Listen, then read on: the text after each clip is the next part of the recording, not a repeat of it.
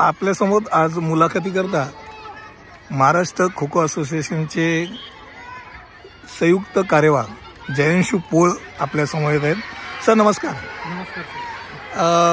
सुंदर अशी स्पर्धा महाराष्ट्र खो खो असोसिएशनच्या मान्यतेने पालघर जिल्हा खो खो असोसिएशन आणि चेतक क्रीडा मंडळ चिंचणी यांच्या संयुक्त विद्यमानाने कैलासवासी दीपक दवणे यांच्या स्मरणार्थ 38वी किशोर किशोरी राज्य अजिंक्य स्पर्धा इकडे चालू आहे।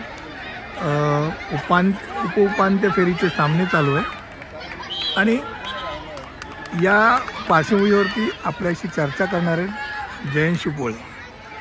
सर, महाराष्ट्र खो खो असोसिएशनचे तुम्ही पदाधिकारी आज संयुक्त कार्यवाह म्हणून तुम्ही जेव्हा काम करता त्यावेळेला जळगाव जिल्ह्याचे तुम्ही माजी सचिव होतात। आपण जळगाव जिल्ह्याबद्दल मॅक्झिमम बोलणार आहोत। जळगाव जिल्ह्यामध्ये कुठचे तालुके येतात? सर, पहिले एक मी जळगाव जिल्ह्याचा खजिनदार म्हणून कार्य केलेलं आहे, पण या अगोदर आमचे म्हणजे माझे वडील श्री गणपतरावजी पोळ सर शिवछत्रपती आवाडी हे सचिव म्हणून कार्य पाहत होते आणि आता नवीन स्पोर्ट्स कोड आल्यामुळे त्यात वडिलांनी आणि आमचे अध्यक्ष जे प्राध्यापक चंद्रकांत सोनवणे जे राष्ट्रीय खो खो खेळाडू हे दोघं आणि मी तिसरं खजिनदार ही तिघी जी पदं होती ती रिक्त करण्यात आम्ही राजीनामे दिले आणि त्या ठिकाणी नवीन जे पदाधिकारी त्यांच्या नेमणुका केलेल्या आहेत। त्यात तालुक्यांमधून प्रोत्साहितून आमचे धरणगाव तालुक्यातून डी बच्छाव सर जे सातपुडा ऑटोमोबाईलचे ते अध्यक्ष आहेत आणि सचिव म्हणून आमचे राष्ट्रीय खेळाडू म्हणजे लहान भाऊ जो आहे आमचा तो राहुल पोळ हे काम बघत आहे। खजिनदार म्हणून आम्ही पहिल्यांदाच महिला वर्गाकडे आम्ही दिलेले आहे, ज्या खो खोच्या एक चांगल्या खेळाडू म्हणून आणि आता क्रीडा शिक्षिका म्हणून काम बघत आहेत सौ विद्या कलंत्री मॅडम, ज्या महिला प्रतिनिधी म्हणून आपल्या या राज्य संघटनेला येत राहतात।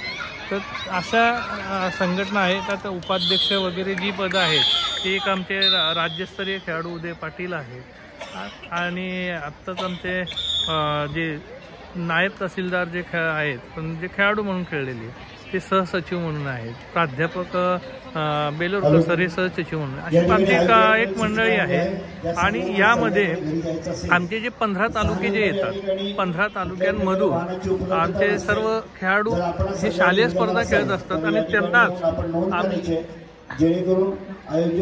त्यांनाच आम्ही या स्पर्धेसाठी प्रवृत्त करून आपल्या राज्याच्या स्पर्धेसाठी घेऊन येतो। स्पर्धेसाठी आम्ही घेऊन येत असतो। त्यात आम्हाला चोपडा तालुका जो आहे, जो आमचा आमदार चंद्रकांत सोनवणेंचा जो मतदारसंघ जो आहे त्यातले खेळाडू हे चांगलेच मिळत असतात। त्यातला धानोरा जो आहे जे ईश्वर पाटील सर, जे आता आपल्या अरुण देशमुख सरांना माहिती असेल की त्यांनी जे कॅम्प अटेंड केले त्यांच्याबरोबर संघ व्यवस्थापक म्हणून आलेले होते ईश्वर पाटील सर। थोडंसं एक त्यांच्या तब्येतीमुळे अचानक ते आमच्यातून निघून गेले, पण त्यांचा वारसा त्या शाळेचे शिक्षक चालवत आहेत, तो एक संघ आम्हाला पाठबळ देत राहतो।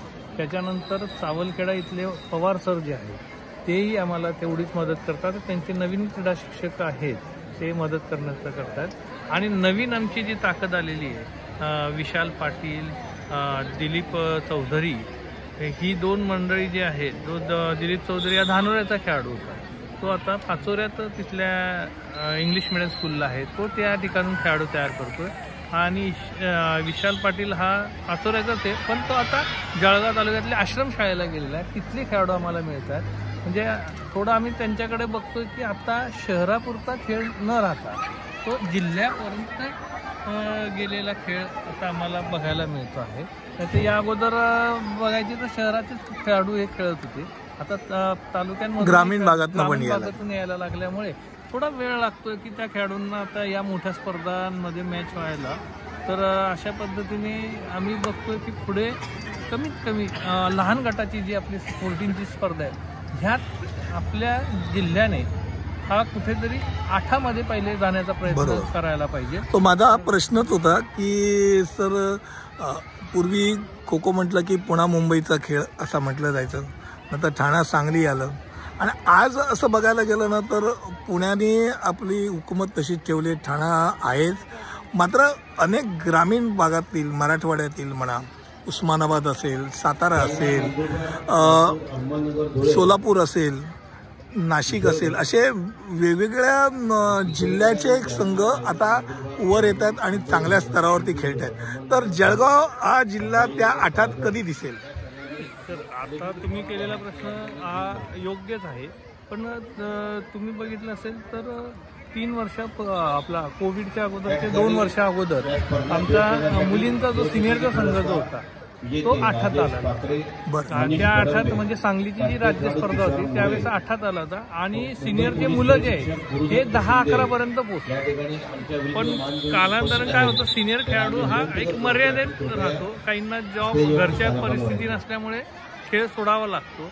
अशा बऱ्याच अडचणींना आम्हाला तिथे तोंड द्यावं लागतं. मग त्याच एकावरती एक प्रश्न विचारायचा आहे की पुणा मुंबईमध्ये खास परत उल्लेख करतो, उपनगर असेल, पुणा असेल, ठाणा असेल, मुंबई असेल, तिथे क्लब संस्कृती आहे. म्हणजे आज क्लब आणि क्लबच्या निमित्ताने शालेय स्तरावरनं जेव्हा कॉलेज आणि कॉलेजवरनं जेव्हा तो खेळाडू बाहेर पडतो तर क्लबमुळे तो टिकून राहतो. तर आपल्याकडे अशी क्लब संस्कृती आपण निर्माण करण्याबद्दल काही विचार आहे का? नाही सर, आता क्लब संस्कृती निर्माण करणं ही आपण प्रयत्न करणं. आज 2 लोकांना सांगणार की सर क्लब तयार करा, पण तो क्लब टिकवणं हे त्यांच्या हातात राहतं. प्रत्येक ठिकाणी तुम्ही किंवा मी असं जाऊन त्या ठिकाणी, कारण त्याला फंड्स वगैरे लागतात, त्यांना ते उपलब्ध करण्याची त्यांची कलाकुशलता राहील, खेळाडू आणणं एक कलाकुशलता राहील. कारण प्रत्येक क्लबच्या मागे एक शाळा असली तर तो क्लब टिकतो. मग मुलांचा सोर्स राहिला तर तिथे क्लबला येणारा तर तो क्लब टिकणार आहे. आणि बऱ्याचशा ठिकाणी आता बघितलं तर सिजनेबल खो खो चालतो आमच्याकडचा. म्हणजे आता शालेय स्पर्धा आली ना तर तुम्ही बघा 2 महिने मैदानं सगळ्या शाळांची खेळताना दिसते.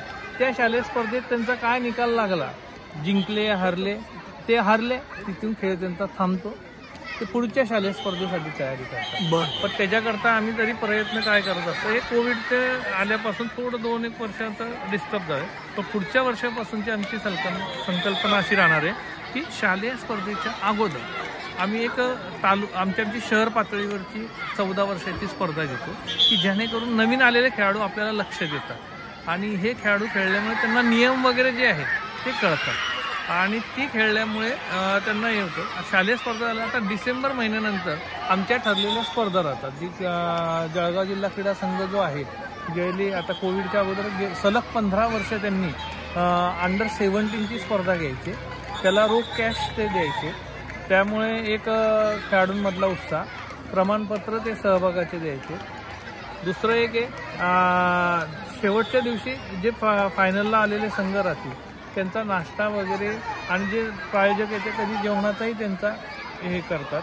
त्यामुळे हळूहळू तिथली जी बदलण्याची पद्धत आहे ती आता आम्ही बदलवण्याचा प्रयत्न करतो आणि खेळाडूंपर्यंत कसं जाता येईल हा प्रयत्न आमचा राहणार. वा, सुंदर. आता एक वेगळा प्रश्न खास करून तुम्हाला, आज राज्याचे तुम्ही संयुक्त कार्यवाह आहेत, या संयुक्त कार्याच्या वाटचालीमध्ये राज्य संघटनेकडे त्यांच्या कार्यपद्धती पाहताना तुम्हाला काय तिथल्या कामाबद्दलचं तुमचं एकूण एक त्रयस्थ नजरेने आपण म्हणतो ना की हे राज्य संघटना, भारतीय खो खो फेडरेशनचे वेगवेगळे राज्य संघटना पाहताना महाराष्ट्र खो खो असोसिएशनच्या राज्य संघटनेकडचे कार्यकर्ते याचबद्दल तुमचं मला मनोगत ऐकायला आवडेल. या ठिकाणी प्रथम मी प्राध्यापक डॉक्टर चंद्रजीत जाधव सर जे आहेत यांचा खरंच ऋणी राहील की त्यांनी माझ्यासारखा एक खो खोला कार्य करणाऱ्या व्यक्तीला हेरलं. मला पहिले तांत्रिक कमिटीवरती त्यांनी संधी दिली आणि त्यानंतर म्हणजे वडिलांनी ज्या पद्धतीने कार्य केले त्यांच्या बरोबरीला काम करतात हा पाहून त्यांनी परत एक संधी नवीन दिली की सहसचिवाची. कारण जिल्ह्यामध्ये काम करत असतानाचं राज्य स्पर्धा आयोजन वगैरे कॅम्प, राष्ट्रीय कॅम्प अटेंड करणे वगैरे ह्या सर्व पाहिल्यानंतर त्यांनी त्यातलं ओळखले की नाही जयांशीला आपल्याला कुठेतरी वरती एक संधी मिळायला पाहिजे तर त्या जिल्ह्याचा अजून विकास होईल, ही त्यांची दूरदृष्टी आहे. आणि त्याला जोड इतर आपले जे आहेत, गोविंद शर्मा सर आहे, संदीप तावडे सर आहे, आमचे खजिनदार अरुण देशमुख सर आहे, त्याच्यानंतर तुषार सुर्वे सर आहे, ही सर्व जी सिनियर मंडळी जी आहेत यांनी त्यातून एक पाहिलं की नाही आपण नुसतं पदाधिकारी हे वरच्या याच्यातले नाही तर आपल्या बरोबरीच्या वयाचे पण राहिले तर थोडासा एक त्याला फायदा होईल. त्या हिशोबाने आता आम्ही जी नवीन टीम आली, आता जर जॉईंट सहसचिवमध्ये बघितलं तर डॉक्टर प्रशांत इनामदार, मी, पवन पाटील परभणीचे, नंतर थोडंसं वयाने आमच्यात थोडे मोठे असले राजेश सोनवणे आहे, नंतर गांधाली मॅडम आहे. म्हणजे बघितली तर जॉईंट सेक्रेटरीची जी टीम पाहिली तर वयाचा थोडा एक ताळमेळ घेतलेला आहे आणि याचा फायदा आम्हाला जिल्ह्याच्या दृष्टीने होतो की व आपल्या जिल्ह्याची आता जबाबदारी वाढलेली आहे. आतापर्यंत तुम्ही जिल्ह्याचे म्हणून होता, आता राज्याचं काम बघताना तो दृष्टिकोन आम्हाला राज्याचा म्हणूनही ठेवावा लागतो आणि याच्यासाठी सर्व आमचे जे सहकारी आहेत ते सहकार्य करत राहतात, गायडन्स देत राहतात आणि त्यातून जिल्हा आमचा वरती येईल अशी या ठिकाणी मला लागली. सर, एक जाता जाता प्रश्न, तुम्ही अनेक राज्यस्तरीय स्पर्धा आयोजित केल्या, कारण का जळगाव म्हटल्यानंतर जसं सोलापूर तसं जळगाव हा जिल्हा कधी हाक मारली स्पर्धा घ्या म्हटल्यानंतर स्पर्धा घेणारा असा जिल्हा आहे. तर आपल्या राज्यस्तरीय स्पर्धा घेण्याच्या संदर्भात आपला अनुभव आपण सांगाल का? आता पहिले आमदार निधी वगैरे हा प्रकार नव्हता, म्हणजे वडील वगैरे जे आता आम्ही खेळायचो त्यावेळेचा विषय तो होता. त्यावेळेस गावातून गोळा करून पैसा गोळा करून त्या स्पर्धा व्हायच्या. जसजसे शासनाच्या ह्याच्यात बदल होत गेले, आमदार निधी उपलब्ध व्हायला लागला, तर तसं आम्हाला आता जिल्ह्यातून आता 2018ची स्पर्धा घ्या, आमदारांकडे गेल्यानंतर आमदार निधींचे पत्र मिळणे आणि तो निधी घेऊन आपण ती स्पर्धा घेणे, आता त्यामुळे थोडंसं गोष्ट आर्थिक पाठबळ मिळणं थोडं सोयीस्कर झालं. नाही तर आतापर्यंत काय होतं, एक संस्था किंवा कुठली तरी प्रायव्हेट कंपनी यांच्याकडे जाऊन आपल्याला तो निधी गोळा करावा लागायचा आणि त्यातून आपण ती स्पर्धा यशस्वी करायची. मग असे सर्वच मला अनुभव आहे की सर्वच राजकीय पक्ष आणि त्याचे नेते हे मदत करत असतात. आपल्या जिल्ह्यातले अशा काही जणांची नावं घेऊ शकाल का की जे सातत्याने पुढे येऊन या खेळाला प्रोत्साहन देतात? यात प्रामुख्याने आम्ही सांगणार आहे की आमचे अशोक भाऊ जैन जे आहेत, जैन इरिगेशन ही कायम आमच्या खो खोच्यासाठी आपल्या जळगाव जिल्हा खो खो असो तर श्री गणपतराव पोळ कुठलाही ॲक्टिव्हिटी घेतलेली राष्ट्रीय कॅम्प त्याच्यासाठी आर्थिक पाठबळ देणारी ही संस्था अशोक भाऊ जैन. आवर्जून सांगणार, कारण आमचे गणपतरावजी पोळ सर यांचे ते विद्यार्थीच आहे, त्याच्यामुळे वडिलांकडे बघण्याचा दृष्टिकोन आणि सरांनी दिलेला शब्द हा कुठलाही विद्यार्थी तिथे खाली पडू देत नाही. आता राजू मामा भोळे जे आहेत भाजपचे आमदार आहेत शहराचे आमचे, तेही प्रत्येक स्पर्धेला त्यांच्याकडनं आम्हाला आमदार निधी दिला जातो. नंतर आमदार चंद्रकांत सोनवणे हे आत्ता त्यांच्या मिसेस आहेत लताताई सोनवणे, त्यांचाही आता आमदार निधीतून आम्हाला मदत मिळायला लागली. पाचोऱ्याचे आमदार जे आमचे आहेत